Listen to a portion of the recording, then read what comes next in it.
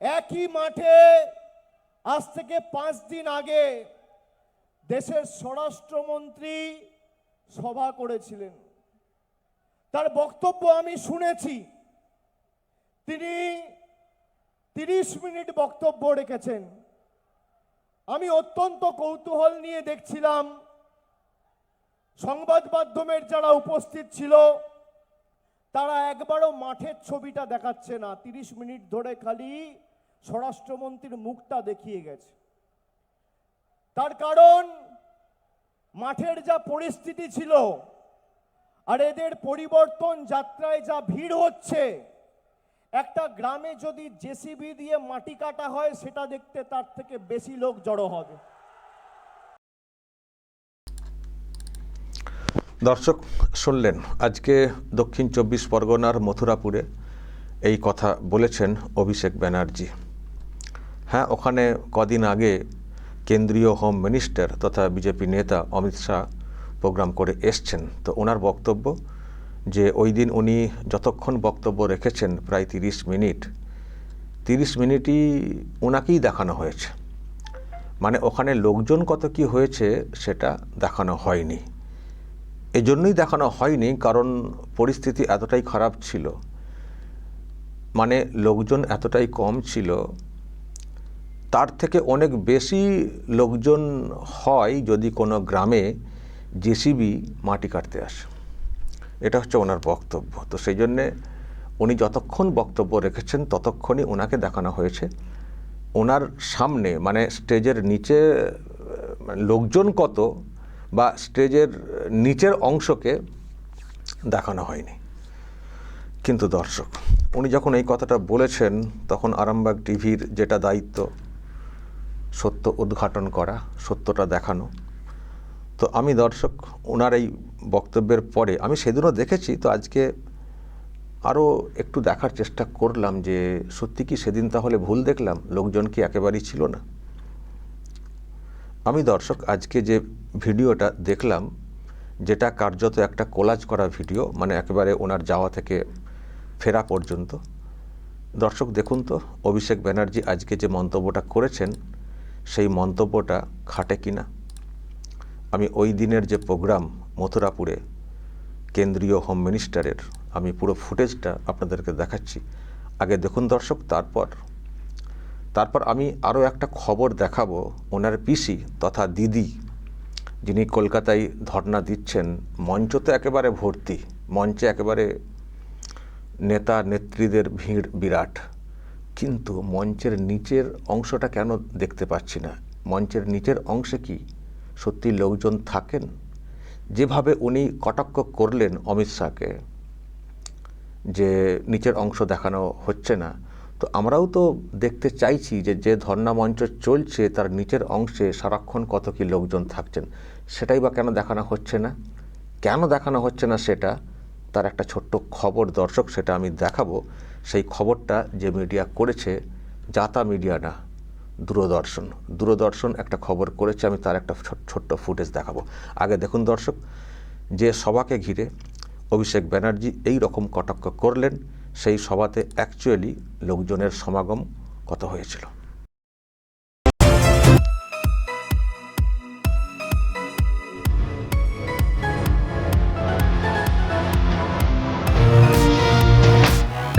की सरकारों के सरकारी कर्मचारियों को 7वां वेतन आयोग मिल चुका। सिर्फ बंगाल के कर्मचारियों को ही 6ठा वेतन आयोग का तनख्वाह मिलता। ममता दीदी ने सरकारी अधिकारियों को 7वां वेतन आयोग नहीं दिया। मैं आज कहकर जाता हूं, सभी लोग भाजपा सरकार बना दो, 45 दिन में ही हम 7वां वेतन आयोग की तनख्वाह देने का काम। उन्होंने ढेर सारे स्थायी पद रद्द कर दिए हैं। भाजपा सरकार बना दीजिए, 2 ही माह में हम सारे खाली पद और रद्द करे पदों की भी भर्ती करने का काम करें। बताने आया हूं, भाजपा सरकार बनने के बाद युवाओं को नौकरी की आयु में 5 साल की मुक्ति भी दी जाएगी।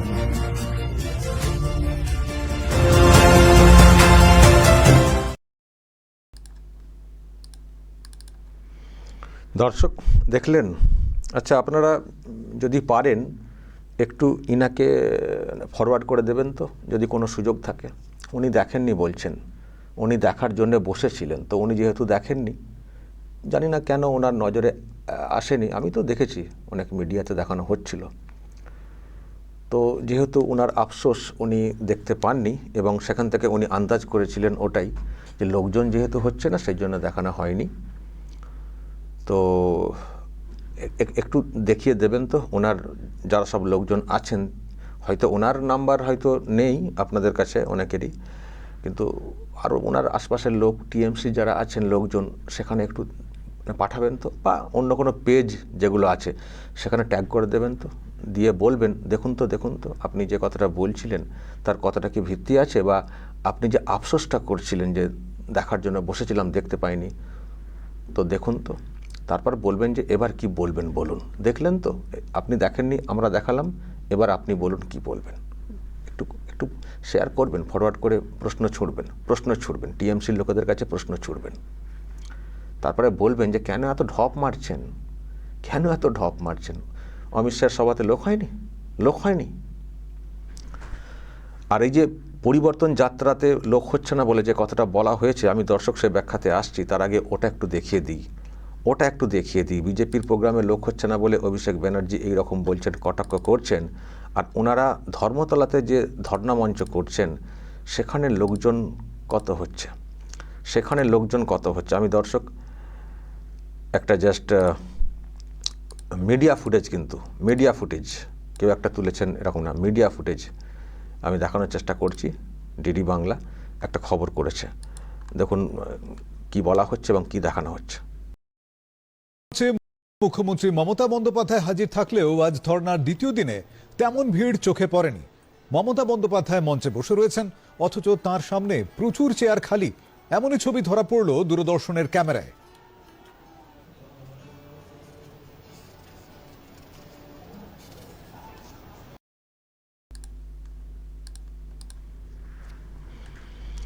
দর্শক এটাকেও পারলে শেয়ার করে দেবেন, দিয়ে অভিষেককে প্রশ্ন ছুটবেন যে আপনি যে এত ফুটানি করছেন, আপনার পিসি তথা দিদি কলকাতায় ধর্ণা দিচ্ছেন, মঞ্চ ভর্তি নেতা নেত্রী, লোকজন কোথায়?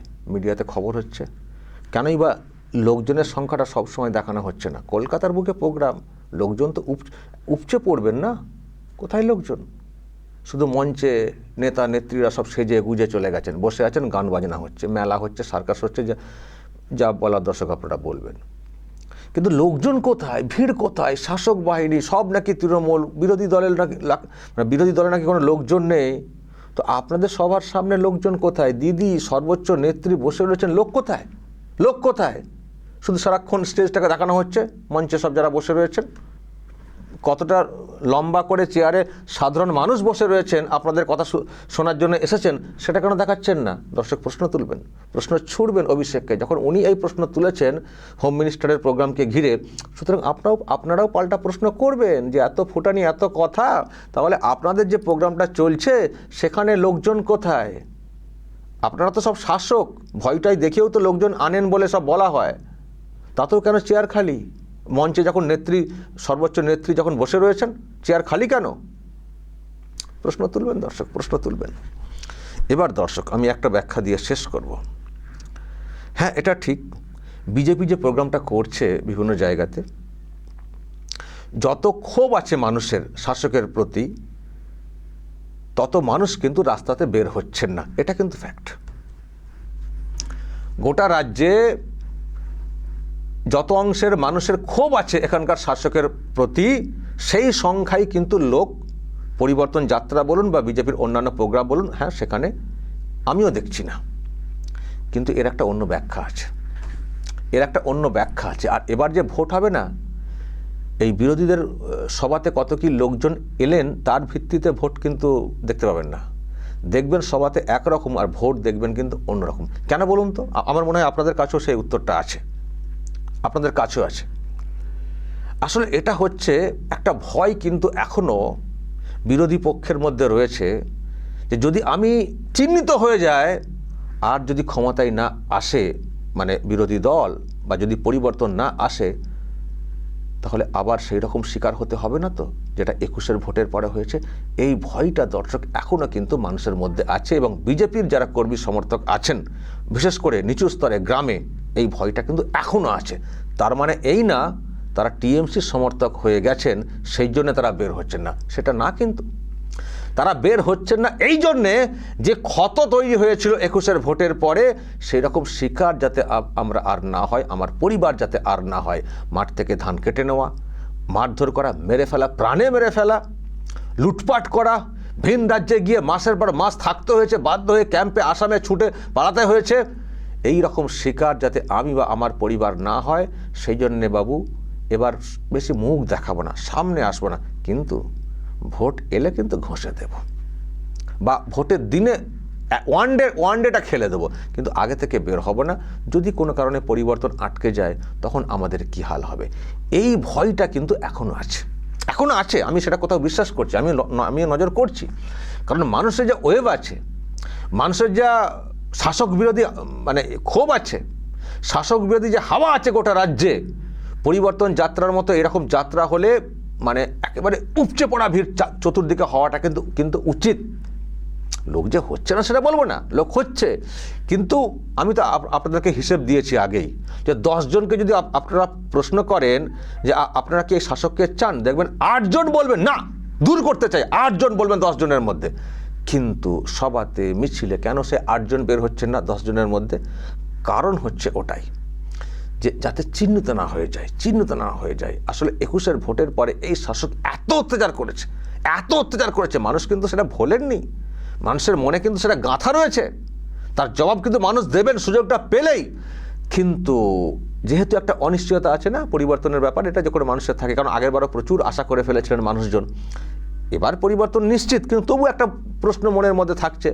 হয়তো তারা ভাবছেন যে ভোট তো আমরা দেবই উল্টো দিকে, আসল জায়গায় আমরা ঠিক কাজটা করে দেবো, কিন্তু এখন থেকে চিহ্নিত হতে চায় না।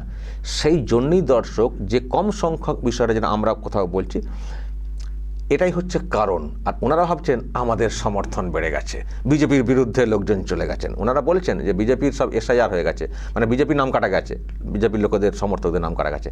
থাকুন না ওই আনন্দে, থাকুন ওই আনন্দেই থাকুন। এই যে মানে একেবারে ওভার কনফিডেন্স অবস্থা দেখতে পাচ্ছি, থাক, আমরা বলছি থাক এইসব। ওনারা ধরে নিন যে আমরা ক্ষমতায় আসছি, ধরে নিন, একবারে ভরপুর অতিরিক্ত আত্মবিশ্বাস নিয়ে থাকুন, নো প্রবলেম। কিন্তু আমরা যেটা কোথাও ফিল করছি, এত অত্যাচার 21-এ, তারপরেও যে সংখ্যক মানুষ রাস্তাতে নামছেন, এটাও কিন্তু কম ব্যাপার না। আমি তো তখনই ভেবেছিলাম যে যেভাবে অত্যাচার করছে শাসক, এর পরবর্তী সময়ে বিজেপির লোকেরা মানে ঝান্ডা ধরা লোক পাওয়া যাবে কিনা মুশকিল, তখন সেই প্রশ্ন তৈরি হয়েছিল। কিন্তু এখন তো দেখতে পাচ্ছি, হ্যাঁ, ঝান্ডা ধরা লোক তো আসছেন, তো রাস্তায় তারা তো বের হচ্ছেন, তো ওই রকম পাশবিক অত্যাচারের পরেও এটাই তো বার্তা দিচ্ছে যে হ্যাঁ, তার মানে মানুষ এখনও রুখে দাঁড়াতে চাইছেন। সবাই বের হচ্ছেন না, বের হলে তাহলে কিভাবে মানে ফ্লোটা হবে। আর সেখানে শাসকের কোথায় ভিড়, কোথায়? এত নেত্রী, এত কথা, এত সব নাকি তৃণমূল। আবার মহুয়া মৈত্র বলেছেন যে যারা তৃণমূলের সমর্থক না তারা বাঙালি না, তাদের নাকি বাংলায় থাকার অধিকার নেই, এটাও বলেছেন মহুয়া মৈত্র। আমি ভাবছি কি হবে 2 মাস পর এনাদের মুখগুলো কেমন দেখব।